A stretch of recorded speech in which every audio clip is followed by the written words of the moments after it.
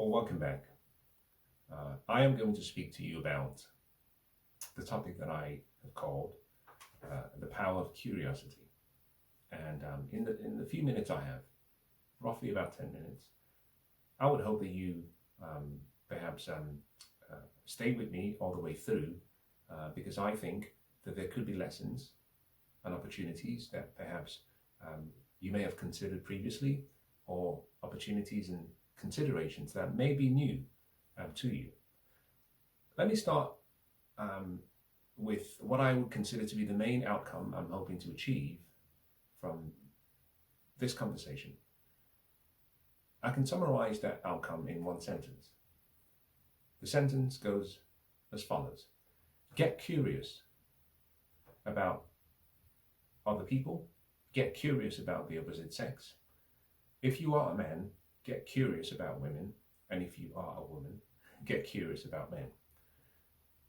Irrespective of where you are in the world, psychologists, sociologists, psychiatrists, now behavioral scientists, they've uniformly concluded that most of our happiness in life will come from the interactions we have with other people. They term this our relationships. Yes, certainly interrelationship and intra-relationships are important, but human beings, we are social by our very innate core, especially humans, that we need other people. I like to liken it from the perspective that we are simply love, and that love is not complete until love is given to something or to someone of a similar nature in order for that love to be received and appreciated. So for example, dogs are very, very, very useful, I hate to use the word companions, but they've become a part of our livelihoods. A dog once used to be called a man's best friend. It's now a woman's best friend. It's the people's best friends. The difference between dogs and humans goes down to the fact that although dogs are very intuitive, and they certainly are more connected emotionally than other pets, they are not human beings. The one thing they cannot do is, like human beings, is emote to the same level and have feelings to the same level as humans, and they do not have intellectual faculties. They have an instinct, they have a genetic code that is perfect. Human beings, on the other hand, we have the will, we have the power of choice, we have the intellectual faculties, in addition to our sensory faculties. And therefore, we are similar. Therefore, when it comes to giving, I have a rule. The rule is as follows. You give because there is an innate part of you that is incomplete without giving. But in giving, you must make sure that the recipient is not too dissimilar to you and has the ability to acknowledge and receive the gifts, because receiving is the opposite side of giving. And giving is not complete until receiving is acknowledged. So, as the biblical sayings will go, you don't give pearls to swines. Why? Because swines are not the same as human beings. They don't appreciate the value. Similarly, dogs are great, but dogs are not human beings. Now, I'm getting onto something here, which is that you cannot substitute a human being for another mammal or another animal. Now, in the same way, you cannot substitute a human being for whatever deity you might believe in. For those who don't, this is not an issue, but for those who do, irrespective of your beliefs, you cannot substitute a deity for a human, which is partly why in every single religion and in every single theological teaching, there's a consistent part, which is that give unto Caesar what is Caesar's, and give unto the Lord what is the Lord's. Or give unto Allah what is Allah's, and give unto human beings what they deserve. Human beings are intrinsically connected through love. And the power of curiosity comes from trying to understand what other people, firstly, what other people are, what other people want, and whether it is within your capacity to give.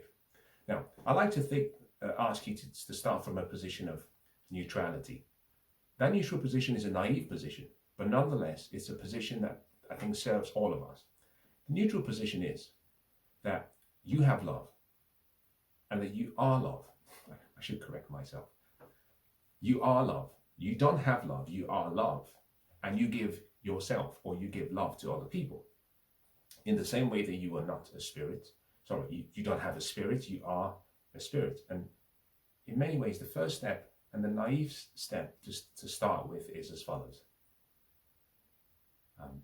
I can meet the other person's needs if I give pure love. You just start with that. Now, you build on that concept, but the foundation is that I have within me the ability to give something for which the recipient will cherish and needs. Simply love. Now, there are several descriptions and types of love, and you can go into several tangents in trying to decide what type of love you should give. The point I'm making is as follows. You give yourself. Now, you cannot give yourself except you do so willingly. And the best gift you give to other people is the best happy, healthy, loving, kind, nurturing, prosperous self. Now, I hope you can see that I'm making two arguments here. The first being the love for self, that you have to love yourself. And the second being that you have to love other people like you love yourself. Now, relationships, when we talk about relationships in this sessions, we're not talking about agape love. We're not talking really about filial love. We're talking about eros, the love between people who find each other attractive, and therefore it's based on an attraction, a physical attraction. Sometimes beyond the physical attraction, it could be mental, psychological, or even spiritual.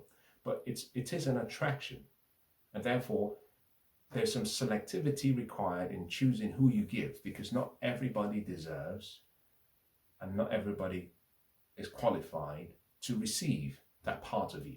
Now, this is where I start to use the power of curiosity in describing a few ideas that perhaps you should consider. Number one, human beings are fascinating people. Human beings, generally speaking, we are a composition of several factors. Our histories, our upbringing, our environment, our associations, our dreams and goals, our pains and sufferings, our hopes, desires, and because we are human beings and because we go through seasons in life, our needs and our wants will go into cyclical or seasonal variations. There are needs that we are born with, there are needs that are seasonal, and there are needs that we cultivate along the journey through life. So if you met me at 18, I will use a good example. I'm going to switch it from needs and wants to desires and pursuits. As a young boy, I had three things in mind: success, sports, and sex. As I matured into my teenage age. But I was driven to be successful, but I found success in sports, and in many ways the compensation was that whether I got the actual act of sex or whether I got the acknowledgement of those who I found attractive, whether it be platonically, was important. Now, as I transitioned into a man, I found that I started to let go of that desire or that responsibility, you might call it responsibility, to myself. And I moved into a different set of, a new charge. Rather than S's, there were P's. Provision, protection, my priestly duties, and professing my love to someone I cared about, particularly through my presence. Now, these are important statements. The point of the two being that you transition from a young man into a man. And as you transition, some of your needs you let go of, some of your wants you let go of, you develop new ones, you cultivate new ones, and you evolve into a human being. Here's the key thing. Let's assume I took a young woman and I placed her next to my side at 18, and she saw these desires that I had and the ones that I had at 18. The desire for success, the desire for sports or in being involved in sports, and the desire for sex. If she provided those needs at 18, but expected me not to change whatsoever, then when I turned 32, if I started to change because some of my needs started to change and some of my wants were evolving, she could be giving me something that I no longer wanted. It would be the same as actually recognizing that at some point you have to graduate from kindergarten. You cannot go to the same school. You grow into a different person. Therefore, curiosity is simply having and taking the time to study the opposite sex, not a particular person, although required, but the opposite sex, because there is a through line that runs across people. Now, I have to make a distinction. Most people these days fall within an ideology that I call the traditional ideology or the modern ideology. The traditional being slightly more, you might say, conservative, and therefore holding on to the inheritances of the past, and the modern embracing a more of a liberal, a more of an open approach, an approach that looks at change and innovation and progress. Connecting both is that both sides have or believe in you might say, primacy. For those who are traditionals, they think that there is something beyond the two parties who are in a relationship, and there is something that connects them together.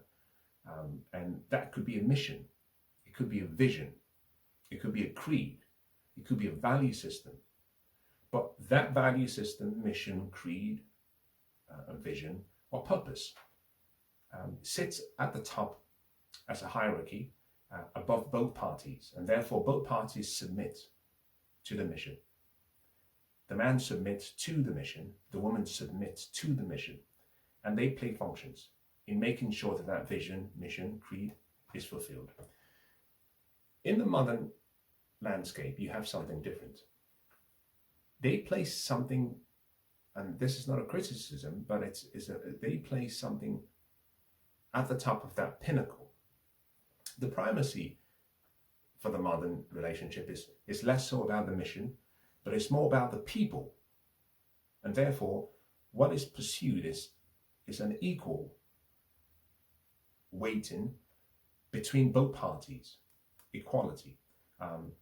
In many ways, with the first group, equality is welcomed, but equality of opportunity, but not equality of outcome. But with modern relationships, the pursuit is equality of outcome, or equity. In any case, the first step is deciding which of the two ideologies do you believe in. And if you can establish that ideology and what it is, and even what the driver is, then what you find is your curiosity begins with the acknowledgement of who you are. It then allows you to see the good, the God, the flaws in other people, but not from a position whereby you simply write them off or you place a judgment, but from the perspective where you actually inquire. You become inquisitive to understand their journey. And here is where it gets interesting, that you can find someone who is a traditionalist and someone who is more of a modern liberalist. And both parties, one a man and one a woman, can meet. They have different ideologies. They might have different value systems within the relationship sphere, but both of them are curious. Remember what I said, that human beings, generally speaking, we are simply a composition of our histories, sometimes ancestral. We are a composition of our associations, our environment, our goals and dreams, our passions, our interests, our failures, our pains. And so if you can start with a curious perspective, which is to say, I wonder what may have happened in that person's past, upbringing that has allowed them to choose this particular ideology. So you're trying to understand. Now, in order for you to be interested in their journey and their story, you have to be interested in. And that comes from a very simple word, questions. I would leave you with the following. Ask questions relentlessly. Always ask questions. And ask questions from a place of peace, in good faith, peaceably, but without any presupposition. Now, I tend to find that most people, when they interact with other people, in many ways, and a sad reality is most people are looking to reaffirm or confirm their pre-existing prejudices and thought processes and conclusions. And whenever they find something that is different to what they have experienced or their preconceived position, they run. We do that run in different ways. Sometimes it's an emotional run where we disconnect from other people. Sometimes it's physical, where we actually exit their presence. Sometimes it's spiritual. In any case, the power of curiosity is a powerful attitude to have or to bring into relationships, where we simply say there is a through line that runs across men. That through line will change depending on whether you're looking at modern men or traditional men. But in any case, all men, there is still a through line. In order for you to be able to interact with men, on the average, you don't have to have an understanding about all men. You just simply have to have an understanding about most men. Now, if you've been raised in a family with brothers, then you start off at an advantage, as opposed to someone who didn't, we start off at a disadvantage. Now, interestingly, your family is given to you as a gift for several reasons. One, to prepare for your enemies in the future. Two, to prepare you for your adversaries in the future. Three, to help socialize you and condition you into being a whole person, rounded person, primarily because they simply symbolize all of the society and all of the families that make up society or communities. So if you can start well with good relationships with your father and your brother, then ipso facto, you're guaranteed to have a great relationship with other men, all things remaining equal. Now, on the other side, if you're curious about women, and if you were raised by a good mother, and you were raised with sisters, and therefore you had the opportunities to be around women and play with women, there's a huge advantage on your part because you already have an understanding about women. So you look at women as you would a sister, a mother, a loved one, rather than objects. Now this would mean that you're able to emote appropriately, but you're also able to understand, listen, and intuitively understand where they might be coming from. Now when people communicate, especially women, sometimes men, mostly, but mostly women, a lot of our communication and the empathy we show to each other is embodied. It's embodied in our conversation through our body language. By looking into our eyes, by looking at the muscles in our body, facial or otherwise, and therefore we can empathize and sympathize with people without necessarily having gone through the same experiences they have.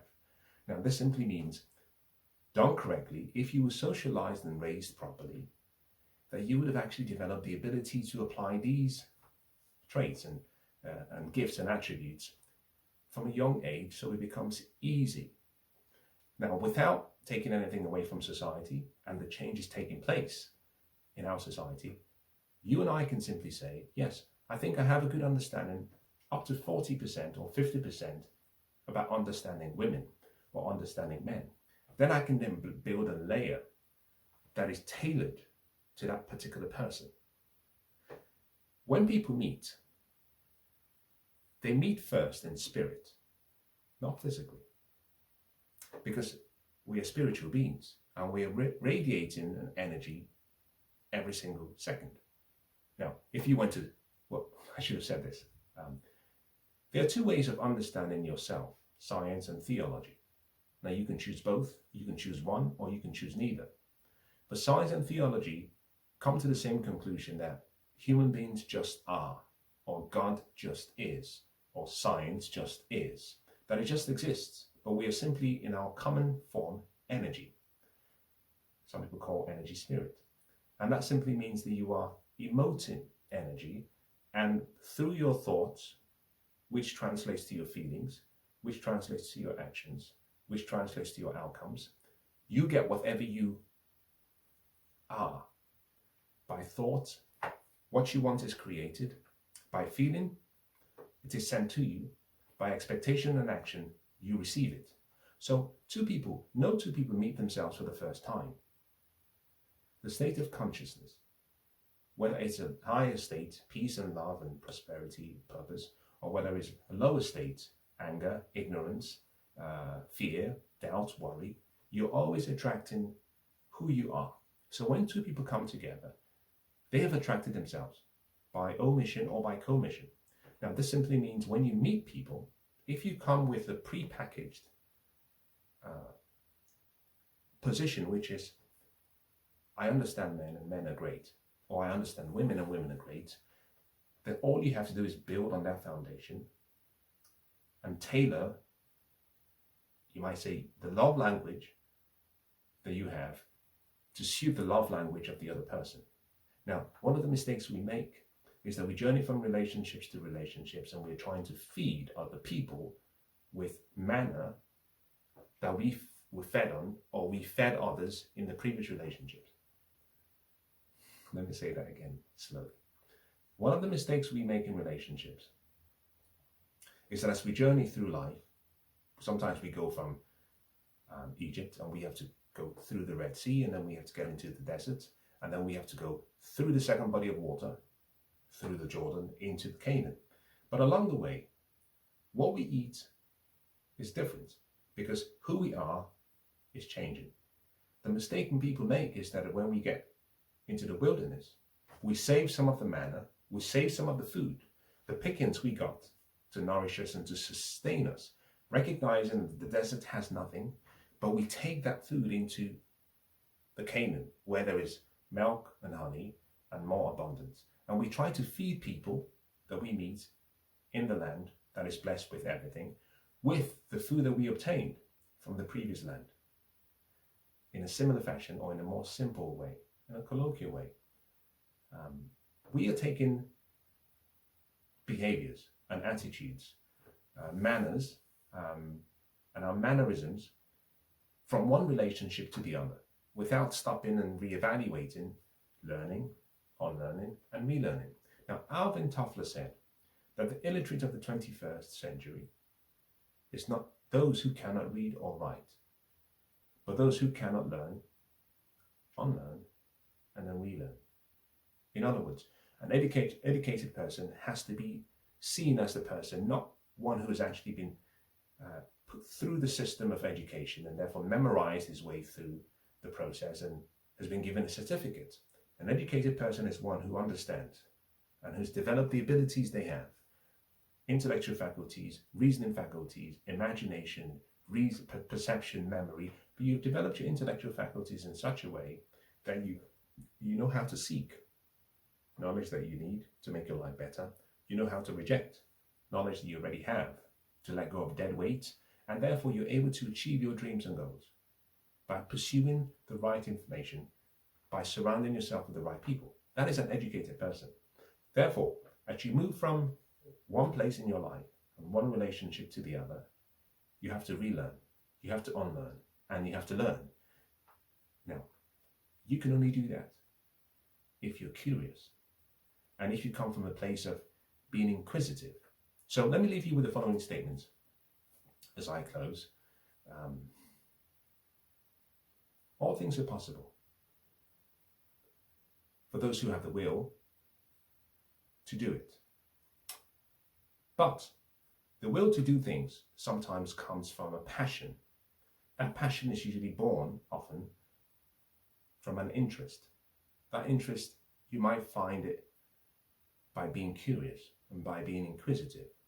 And by doing so, it's possible for you to find the best in the dark places, or in places where you never assumed that you would find them. Now, I hope that has been useful, and In the next session, I'll talk about a topic that I think you'll find interesting. Let me say something that is perhaps in closing. We talk about a lot of very, very jarring topics. The conversations sometimes seem tough. Sometimes the conversations seem strict. Sometimes they seem as though, or the perception could be, that it's not all inclusive. You have to come to the conversation in good faith, peaceably, but also with the presupposition that I am coming in good faith and I am trying to make you the best person that you could be, but also I'm trying to challenge you into not being complacent, and I'm trying to test you. So it's a combination of various things: education, information, inspiring you, but also informing you, so that you become a better person by stopping to listen. Now, I hope this has been useful, and I look forward to the next session.